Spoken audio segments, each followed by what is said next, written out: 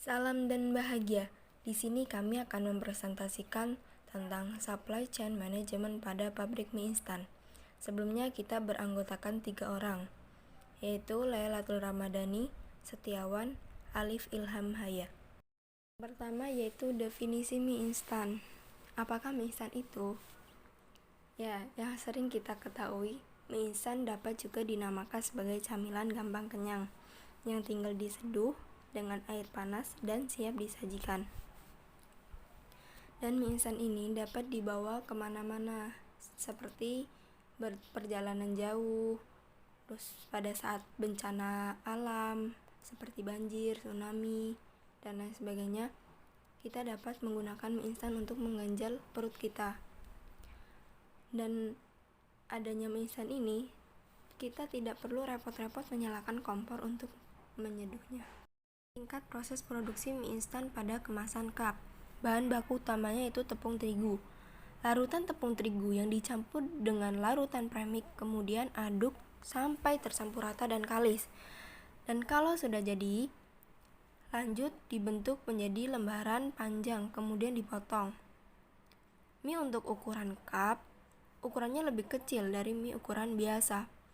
Pada ukuran inilah mie kemasan cup cukup diseduh air panas untuk disajikan. Dan selanjutnya, proses pematangan mie dengan cara steaming atau pengukusan. Proses ini bertujuan supaya pati yang terkandung dalam tepung diubah menjadi semacam gel. Nama prosesnya yaitu gelatinisasi, pembentukan gel yang diawali dengan pembekakan granula pati akibat penyerapan air.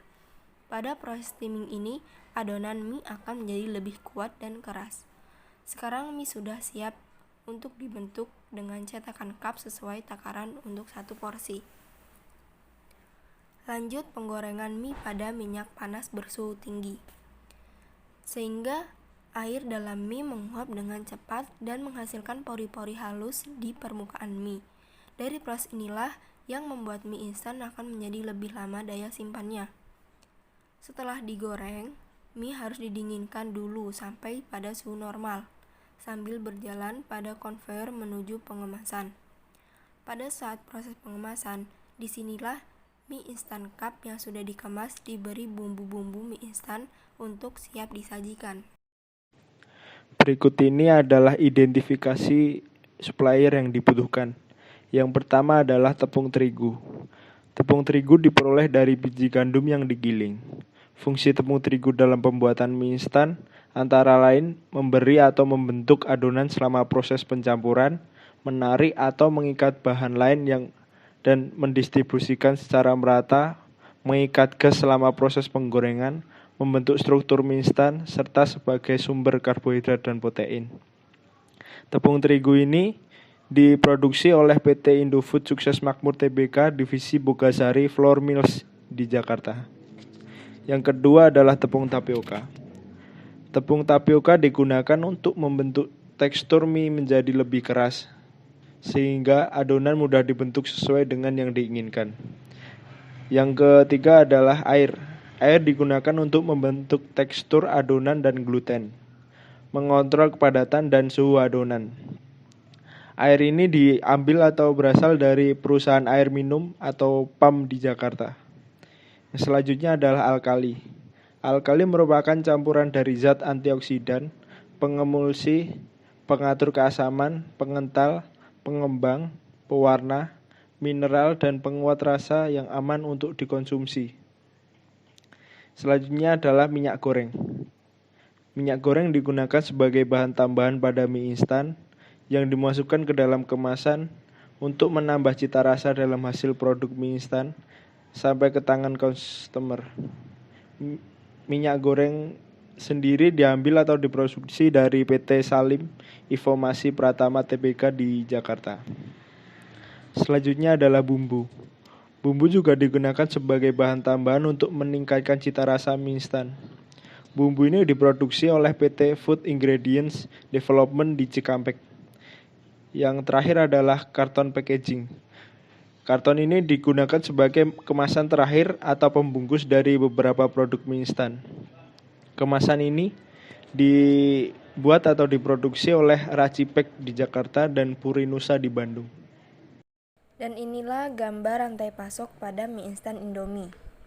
Baik, di sini saya akan menjelaskan rantai pasok mie instan Indomie, di mana dari awal proses masuknya bahan baku Indomie sampai ke proses produksi mie instan dan hingga sampai ke tangan konsumen. Yang pertama saya akan menjelaskan mengenai masuknya gandum ini ke Indonesia. Di sini ada mulai dari petani gandum. Petani gandum ini dari beberapa negara berupa Amerika Serikat, Rusia, India, Cina, dan Uni Eropa. Yang kemudian selesai masa panen, kemudian dimasukkan ke gudang gandum, yang kemudian diimpor. Nah, di sini barulah kemudian gandum-gandum tersebut diimpor ke Indonesia, masuklah ke pabrik tepung terigu. Kenapa gandum? Karena salah satu bahan baku pokok dari mie instan itu tepung terigu, dan tepung terigu juga bahan bakunya adalah gandum itu sendiri. Kemudian dari pabrik tepung terigu masuklah ke proses pembuatan mie tersebut atau proses produksi mie instan.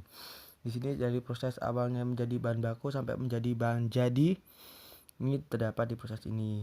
Sampai proses pengemasan juga terdapat di sini. Di sini saya akan menjelaskan proses pengemasan mulai dari plastik. Nah, di sini awal mulanya jadi plastik, ini terdiri dari biji plastik yang kemudian diproses menjadi plastik melalui pabrik plastik tersebut.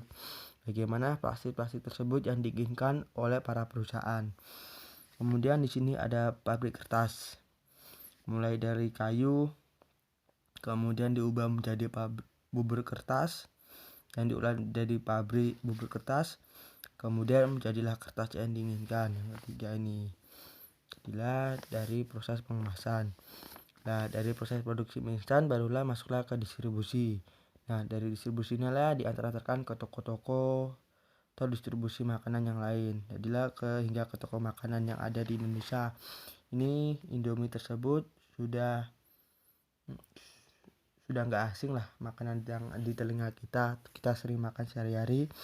Ini ada di beberapa di semua supermarket atau toko makanan Indonesia pasti ada produk Indomie mie instan.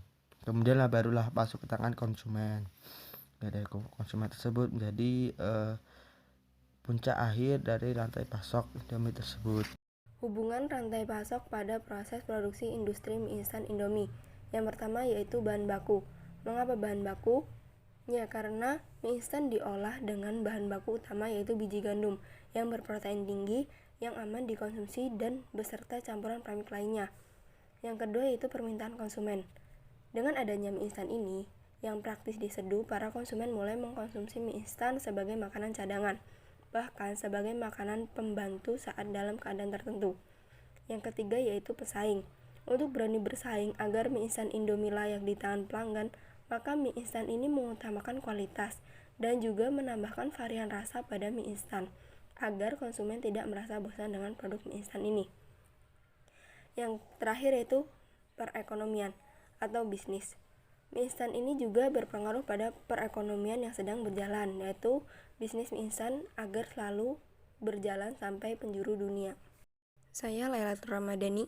Saya Alif Ilham Haya. Saya Setiawan. Kami semua mengucapkan sekian, salam.